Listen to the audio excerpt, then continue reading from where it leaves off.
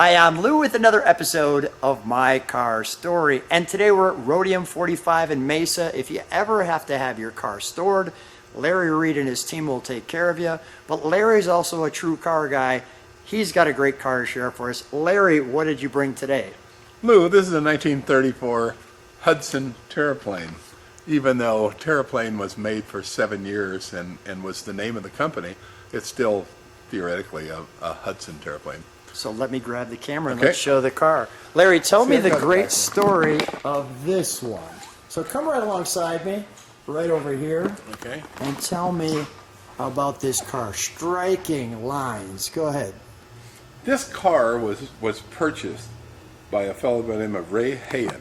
And Ray Hayen was the first director of the California Department of Motor Vehicles. He lived in Sacramento. That's where the department was held, and the corporate office for the state. And there was a dealer by the name of Earl Anthony. And Earl Anthony had two dealerships, one in San Francisco, one in Los Angeles. And he was quite the promoter. He was the first one to start talk radio, and he used the radio as the advertising modem to be able to sell this. One of the things that he did was he picked up Amilia Earhart, she was the first promoter for a national motor company, a manufacturer, and she was doing a promotion in San Francisco.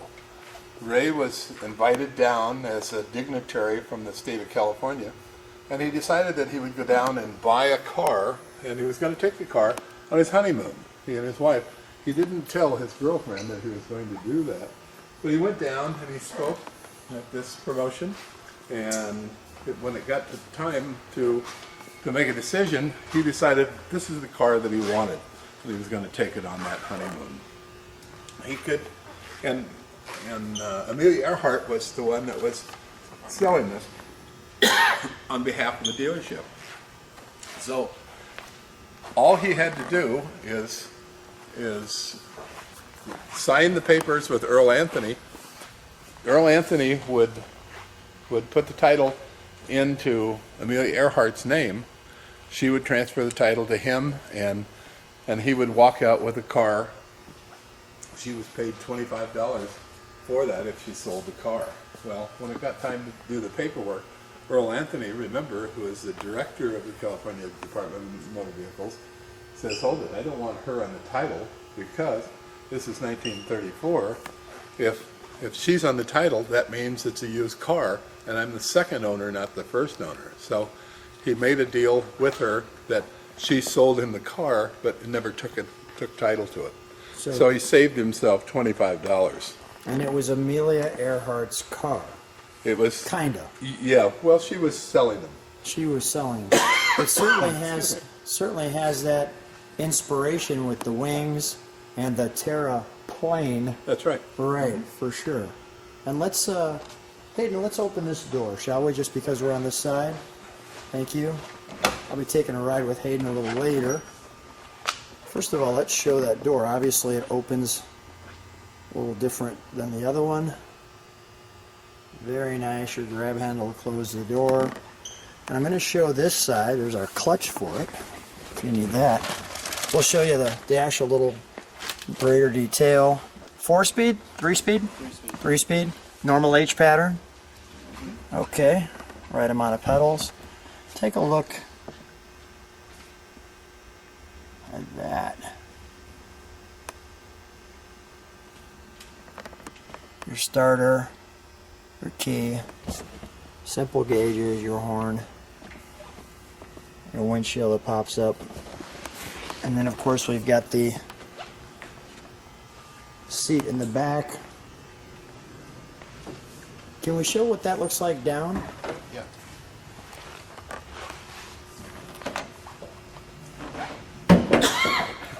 That's got a great stance down.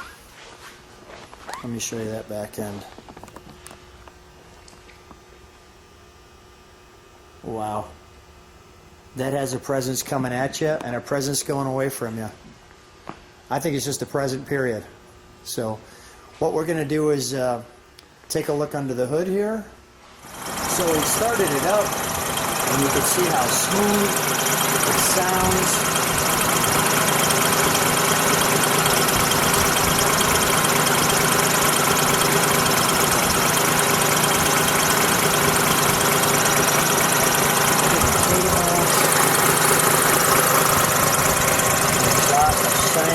Perfect.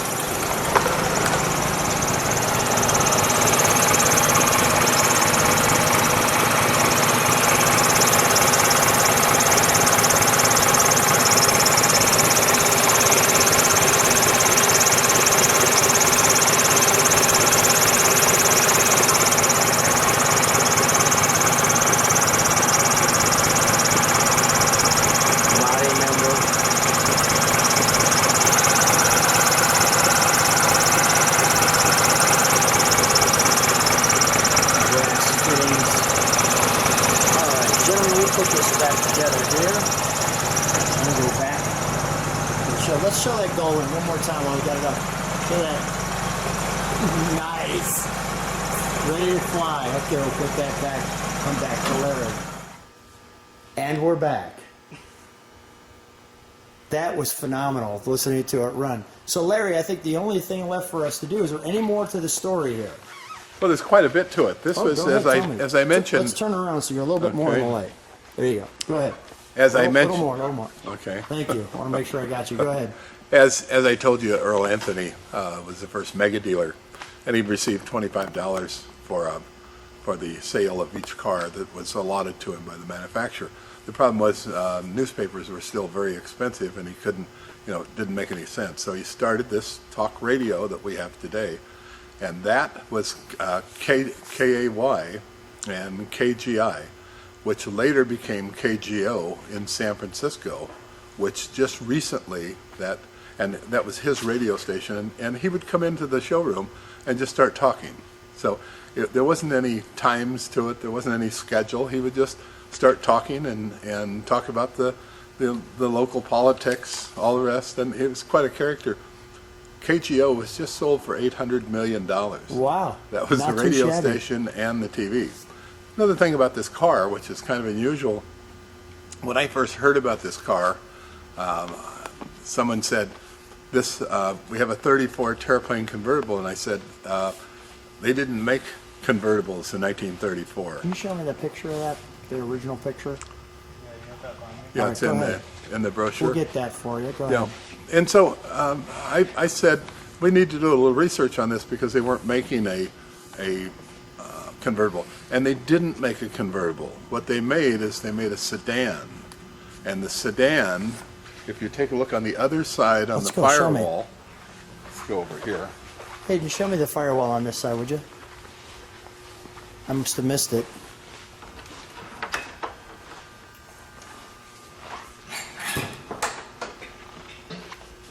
And you see the plate down here. This is the body number here, and this is the dealership.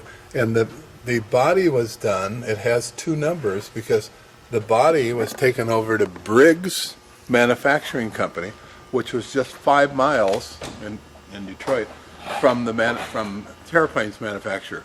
And what they did is they cut the top off, they reinforced the side and reinforced this, and voila, they had a convertible. Nice. But it was actually a Briggs. Yeah,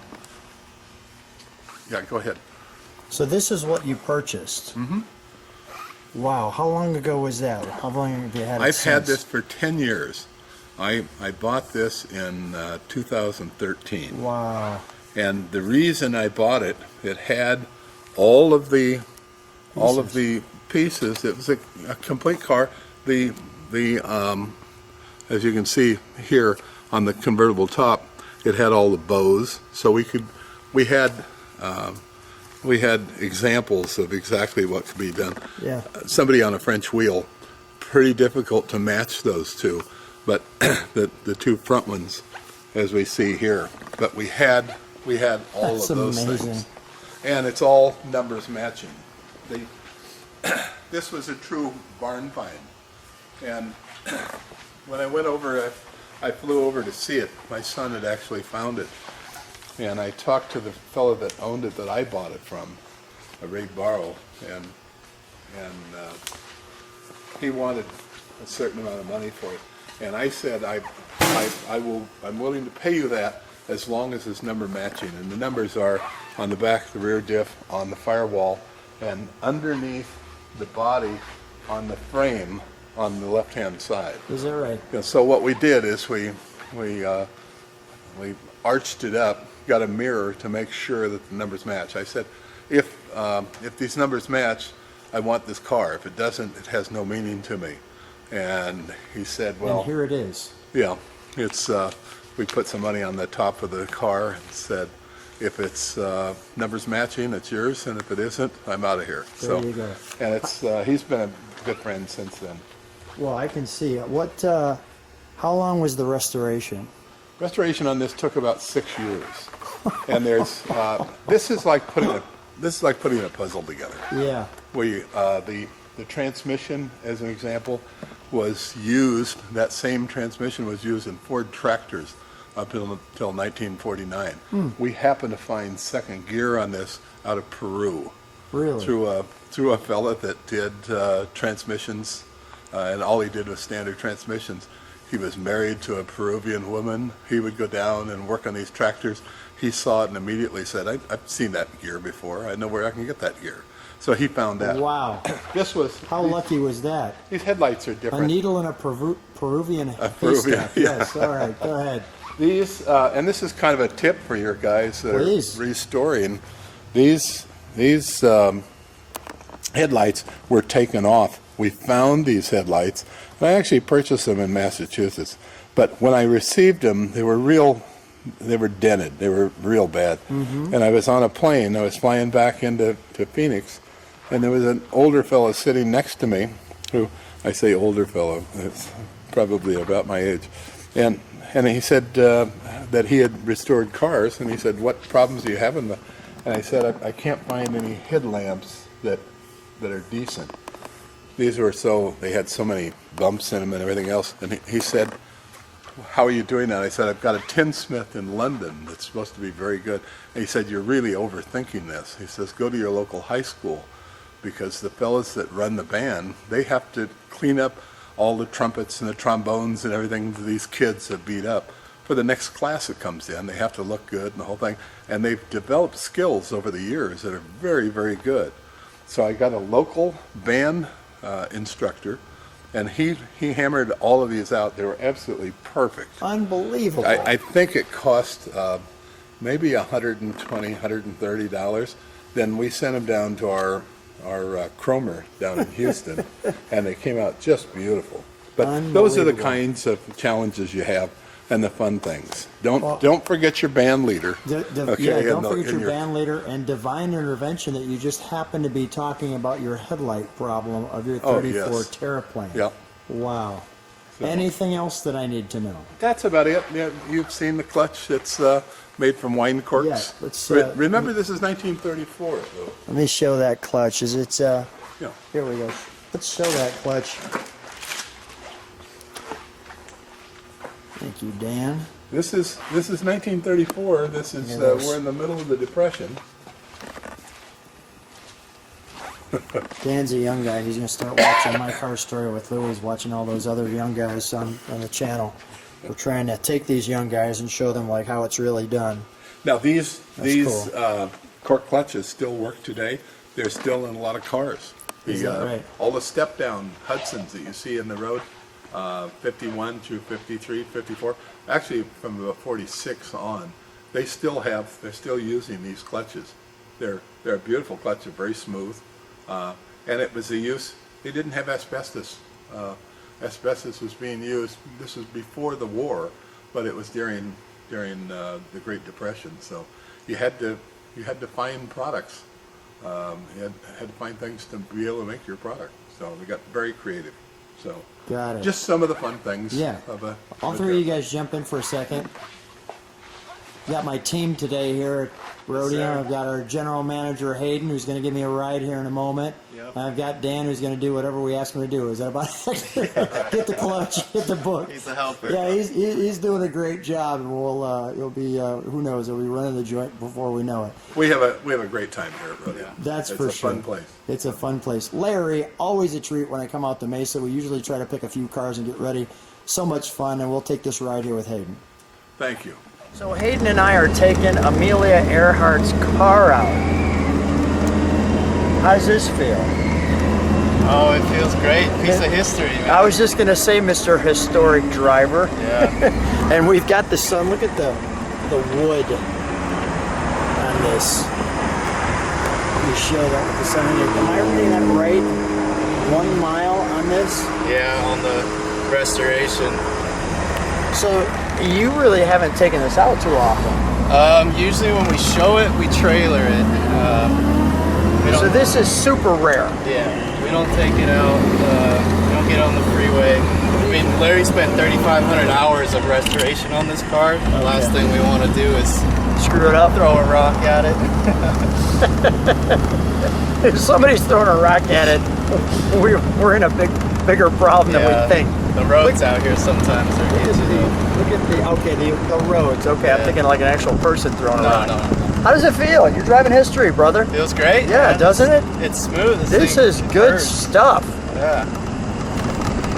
I mean, good car. I feel like I'm actually like Amilia Earhart's date. You know, like she's taking me on a date. She's like, Luke, just sit in the passenger seat. I got this one. I'll take you. So we're gonna go through this green light. We're actually gonna be flying in her Terraplane. Check out that. Let people just check this out.